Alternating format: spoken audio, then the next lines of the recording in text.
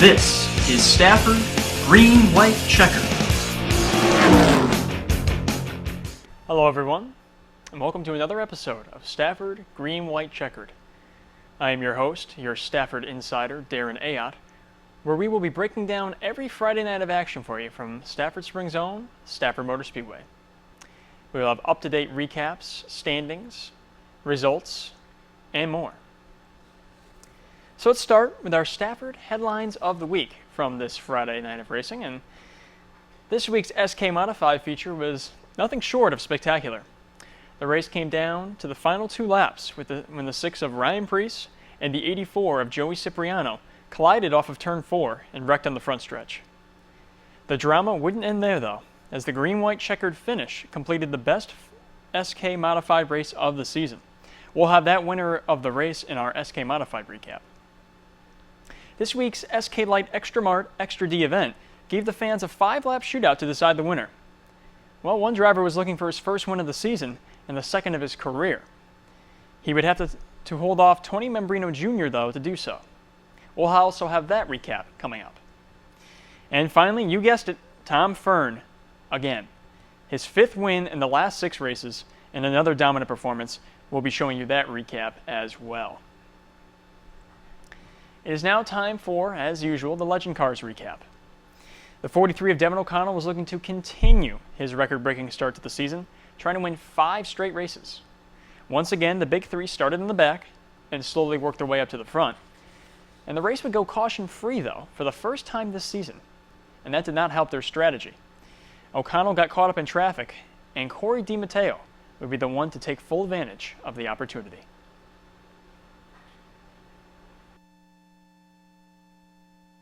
White flag is out, and the 31 does the crisscross zigzag. Lapped automobile in front of the leader. A scramble. The dust comes up, but it's still the 31.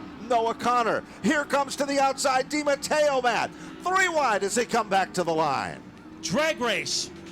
And we will wait and see, judging by our scoring, as that was a photo finish. Yeah, I knew when we got to the lap cars it was going to shake things up a little bit. Just tried to stay behind Noah there. He definitely had the race won, but I don't know, someone spun out in front of him, it looked like there, and then I got caught on the outside, so I just said screw it. I didn't even know it was one to go, to be honest with you. I was just trying to get around him on the outside.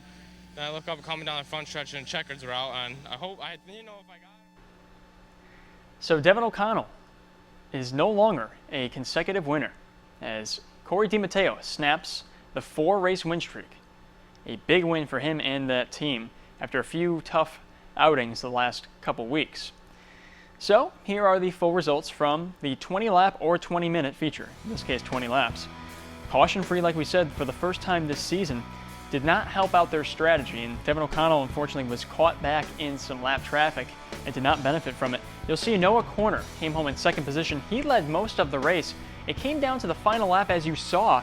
He got pinned down by a lapped car who was caught in the middle. He unfortunately got stuck onto the dirt, which slowed him down a little bit. They went 3 wide for the lead, and it was Corey DiMatteo who was able to take it. His 3rd win of 2015. Still the best finish of the season, though, for Corner, and once again, Dana DiMatteo finds himself on the podium, his 10th top 5 of the season. Devin O'Connell did come home in 4th, so not a major loss as far as points go.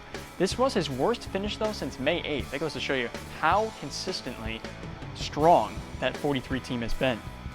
You'll see Teddy Hogden came home in 6th, another good run for him. Brett Crowther cracks the top 10 in 8th. Ryan DeCandia in 9th. Glenn Corner rounds up the top 10 in 10th, 2 straight top 10s for him in a 12-car field. So here are the updated standings as we near the halfway mark of the season. And you'll see that it really didn't make too much of a difference in the standings. O'Connell still up in front, 522 points. Dana DiMatteo picks up a few points on him, as does Corey. But you'll see there's only a few changes. That's Andrew Muller leapfrogging Mikey Flynn, who once again was not in the lineup this week. And Noah Corner picks up 2 positions as Chris Fuller drops 1. As for the rest of the top 10, no other changes, but it still seems to be a 3-car race for the championship as of now, with Teddy Hogden now well over 100 points behind in 4th position. So it's now time for the Dare Stock feature recap, and with the inverted start grid once again, The big guns of the Dare stock had to work their way to the front, and that includes Frank Latois Jr., Dan Dembeck in the 93 car, Trace Beyer, and of course last week's winner, number 11, Tyler Trott. A slew of cautions gave them time to move up, especially on the restarts, and chase down leader rookie Marcello Ruffano in the 48 car, who was driving the race of his life. With 2 laps to go, Trott and Beyer had moved into the second and third, chasing Ruffano down. Ruffano's car couldn't hold the bottom on the final lap, and Trott would make his move.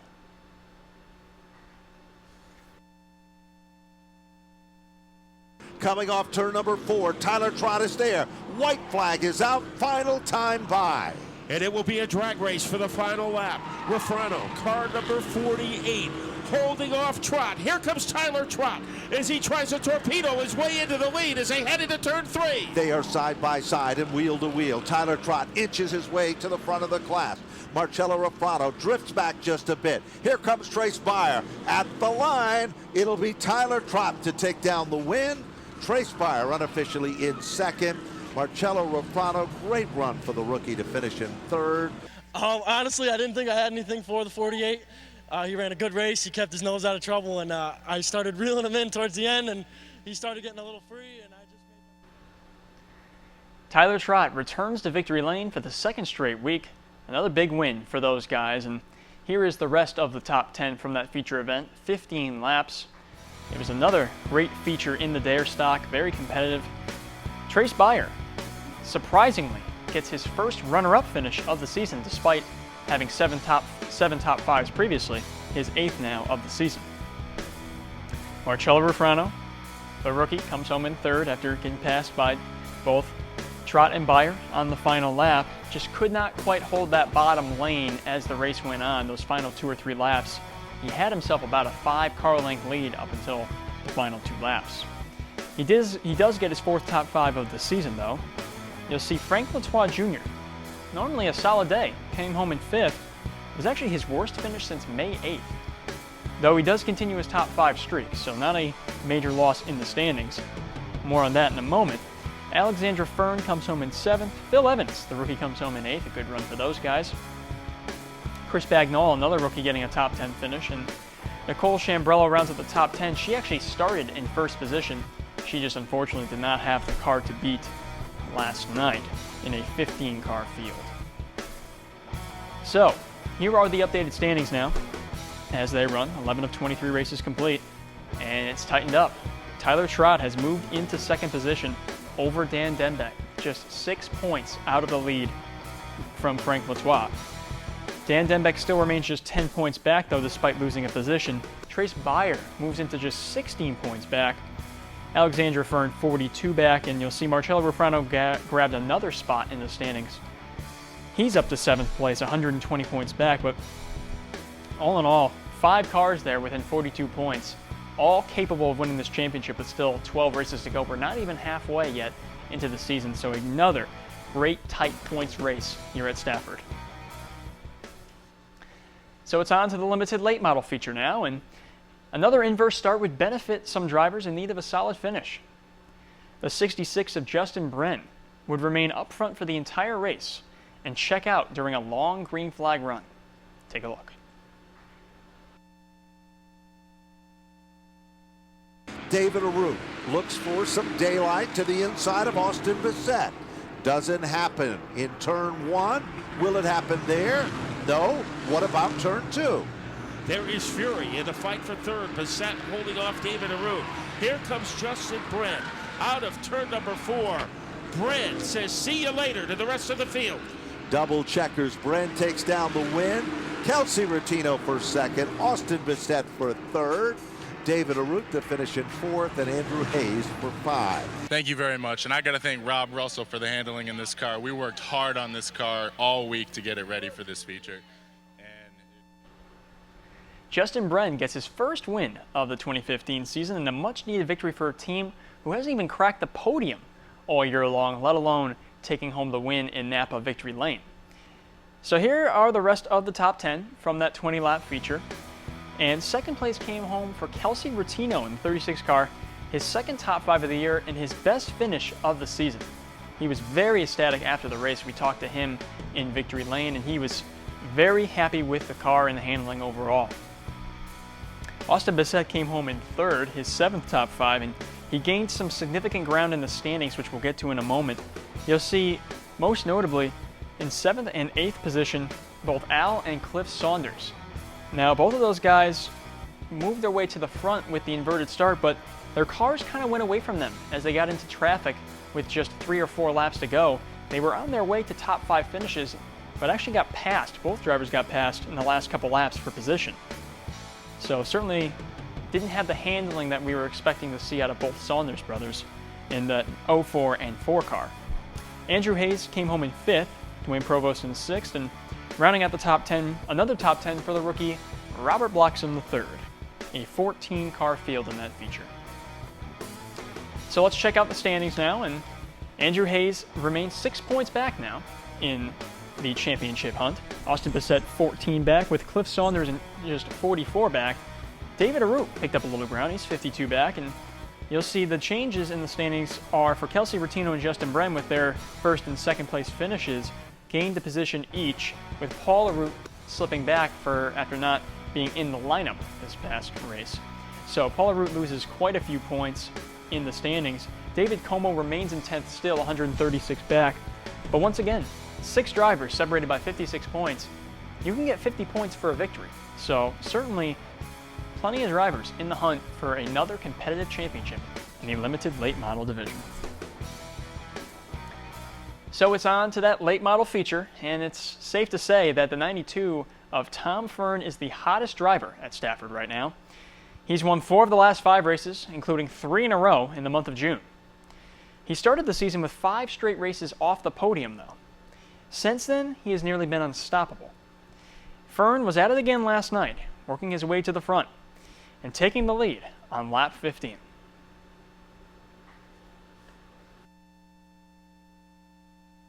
Here comes Tommy Fern. One more lap separating him and another victory.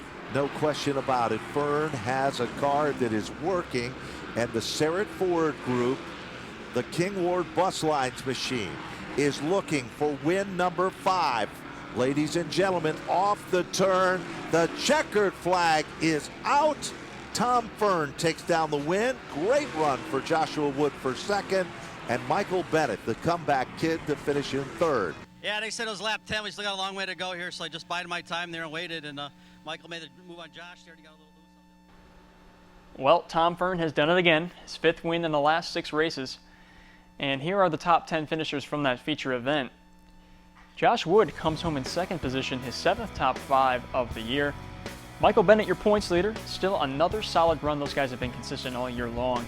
In 3rd, Kevin Gambacorda, his 7th top 5 of 2015, but he's still chasing that 1st win. Ed Ricard came home in 5th, rounding out the top 5. And you'll see all the way down at the bottom, Tom Butler just didn't quite have the car last night, coming home in 10th in that 4-car, a 15-car field. So now, the points. Well, here they are, and after 11 of 23 races, Michael Bennett still remains in front. Josh Wood takes back 2nd position over Tom Butler after last week. He is 16 points back. Kevin Gambacorda still 24 back. You'll see Tom Fern continues to move up. He only gained 4 points in the standings, but he leapfrogged both Ed Ricard and rookie Michael Scorzelli.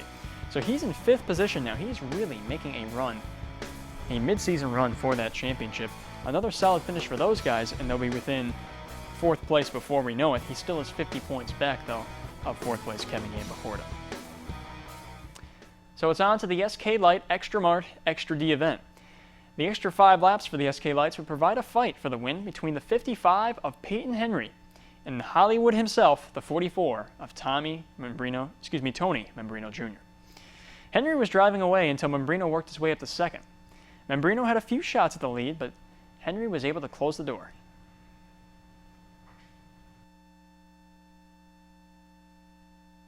One more time around, the most important lap in Peyton Henry's racing career. Down the back straightaway, kind of appropriate, red, white, and blue. All the colors of the 4th of July as Peyton Henry becomes the All-American kid to win the Xtra D, Xtra Mart, Extra Distance event. he will take down the impressive victory. Oh yeah, for sure. You know, that extra distance always makes you work a little bit more, you know. Those early restarts there, I got Glenn on the outside there, and, you know, I kept pushing up into him, so I got to apologize for that. But, you know, just since the opening restart there, I just took the outside, and I won another one of these races here the same way, you know, taking the outside. So one of these days I'll win. Win number 2 in the career of the 55 of Peyton Henry. His first of the season. You can just see the emotion in his face after that race. We talked to him as well in the paddock area afterwards, and he just was really, really emotional, very happy for both that driver and that team. A much-needed victory after finishing in dead last week. So that shows you how important this win was for them as far as the standings goes and as far as momentum goes. So here are the rest of the finishers from that 25-lap Xtra Mart Xtra D feature event. Tony Membrino Jr. has a back-to-back runner-up finish. He's done that many times before, so now no surprise there. DJ Burnham bounces back from a 22nd position last week to finish in 3rd. Glenn Griswold was 1 lap away from just his 2nd podium of the year. He hung on to the outside as long as he could. It appeared he was going to lose more positions than down to 4th. He actually was in contention of losing 2 more spots, but he was able to hang on for 4th. So that 60 team continues to make gains. Daniel Weston with his 2nd straight top 5, the rookie in the 92 car, along with Aaron Goff, Bob Charland. Kyle Trainer comes home in 8th after 10th last week, and Jay Goff rounds out the top 10 in a 24-car field. You'll notice right away, though, points leader Joey Farino nowhere to be found. He had a tire go down and actually spun out and caused a caution. He came home in 21st. You also see 2nd placed Steven Kopchik not on there either. He finishes in 23rd after being involved in the scuffle. So the two top points leaders in the SK Lights finished towards the back of the field, 21st and 23rd. So how did that shape up the standings? Well, here they are, and Farino does stay in front, but you'll see Steven Kopchik lost 2 positions to DJ Burnham and Tony Membrino Jr. Farino, though, his lead is dwindled, just 10 points between him and DJ Burnham, and in fact just 36 points to 6th place Bob Charland. How about that? So a very close race in the SK Light division. Jeff Bogley did drop a spot to 5th, as did Kopchik to 4th, but still well in contention, 28 and 30 points back. And you'll see Jay Goff and Glenn Griswold both gained ground as well on Nick Salva, who struggled as well. Glenn Griswold just 90 points back after a rough start to the season. Well, it's time for, yet again, another eventful SK Modified feature. In what was arguably the most thrilling race of the season, a battle between the 84 of Joey Cipriano and the 6 of Ryan Preece went wrong with just 2 laps to go. Both drivers ran side by side for 15 plus laps, with Preece running on the high side. He was really the only driver to make that high line stick all race long. You may have to see the wreck, though, in slow motion to see the 99 of Rowan Pennick get into the back of the 84 car. He was behind him going out of turn number 4. We also caught up with Ryan Preece after another disappointing end to what was a great night for them. Ryan Preece certainly a little bit disappointed after what happened. Closing laps and a little bit of contact with the 84 Joey Cipriano. Just wanted to hear your thoughts on that. Joey did a good job. He was racing hard, holding his lane, and I was racing the outside, and that's what we were doing. And I haven't seen a video of it, and it really doesn't matter at this point. You know, I'm sure if we got together, it was a racing deal. It's not like he was trying to hit me or I was trying to hit him. But I don't know. I'm having fun. Since you guys live in Berlin, you can come help me fix my race car. But I don't know. I don't think I'm going to be wearing this Hoonigan shirt anytime soon, I guess. We'll definitely have to take you up on that for sure. Do you think there was any over-aggression at all in this race? A lot of stuff went down. I don't know. I didn't see a video on it yet, but I don't think going 3 wide at Stafford Motor Speedway in an SK Modified is probably the smartest idea. But like I said, I haven't seen it. I just heard it over the radio 3 wide, and I don't know. I'm real happy to have sponsors like I do. The Sullivan & Sons Group, Mark Sullivan, Rexy, and JP, great guys. JG Pool and Drywall with Bridget and Gene Guy, Napa of Canton with Gary and Diane Barnes, phenomenal people, Mizzy Construction, Stanley, East West Marine, Brian Slaga, and then all my product sponsors like Sean Weddle Communications with Racing Electronics, FK Roddens, Fergola Performance Systems, Sunoco Race Fuels in New England, John Holland, and obviously Chassis Dynamics with Mike Paquette. Phenomenal race car, phenomenal power, Pettit Racing engines. We're going to get to victory lane. It's only a matter of time, and I'm hoping it's going to be where the money counts. Preece handled the situation with class, like always. And from most drivers' perspective, they actually felt that the 99 was a little over-aggressive and bent the 84 car out of shape, causing the crash. It was hard to see, but there did appear to be some contact there. Either way, though, the show must go on, and the 59 of Ronnie Williams found himself in first on the final restart, with a chance to finally snap his 6-week slump.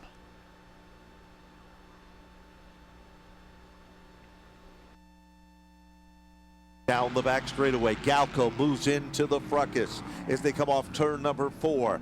They thunder back to the line. They jingle, they jangle, they twitch, and it's Williams to take over the number 1 spot. Williams trying to clear the 99. He does. Here is Ronnie Williams. Third is a battle between Galco. Trouble for Williams. He's on the grass. It is Rowan Pennick to take the lead. Pennick off turn number 4. Galco. Here comes Woody Pitcat. Checkered flag is out. Rowan Pennick takes down the win. Galco to finish in second. Woody Pitcat for third. It was a wild one out there tonight. Got up to the front, running third, and Cipriano and Preece were running side by side. Seemed like we had the better car, but it's tough to do anything side by side, and they contacted each other, and I was able to inherit the lead and barely hold on for the win there against the 59. I don't think I've ever seen a driver have this kind of bad luck at Stafford Motor Speedway. Ronnie has done a lot of things right, led laps, and it just has not gone their way. I'm sure it's a matter of time, though, until the 59 team gets things together, figures it out, and returns to their early season form, which was winning races. But how about Rowan Pennick? All in all, the 5th win of the season for him, who just seems to have that championship magic going on this season. As we look at the rest now of the top 10, and you'll see Matt Galco gets his best finish of the season in second. Again, another great finish for these guys who they didn't feel like they deserved that finish. They didn't feel like they had the car, a second-place car, but they earned it. They've been working hard, and the hard work is paying off for them. His 4th top 5. Woody Pitcat gets his 3rd top 5, his 2nd straight in 3rd. Michael Jarvis Jr. gains some more ground, finishing in 4th. Justin Bonsignore bounced back, finishing 6th. Ronnie Williams, you'll see, after spinning out in that last lap in turn 2, finishes in 9th. It was unclear what happened. He may have had a tire going down, or the car just got loose on him exiting 2. And in a 20-car field, you don't see one of your top drivers, Keith Rocco. He finished in 16th position. He had problems all night long. He was 3 laps down. And unfortunately, another tough night for TC, Teddy Christopher, who finished 19th last week and now 20th this week, dead last. So here are the official standings, and you'll see the gap now. It's a much bigger gap to 2nd and 3rd. Now, almost 40 points to Ryan Preece and almost 50 to Keith Rocco. So Rowan Pennick trying to run away here as the midway point of the season strikes for the championship. Matt Galco still in 4th, though, 92 points behind. Todd Owen moves into 6th with his solid run last night. And Michael Jarvis Jr., the big winner, picked up 3 positions in the standings, 142 back, though.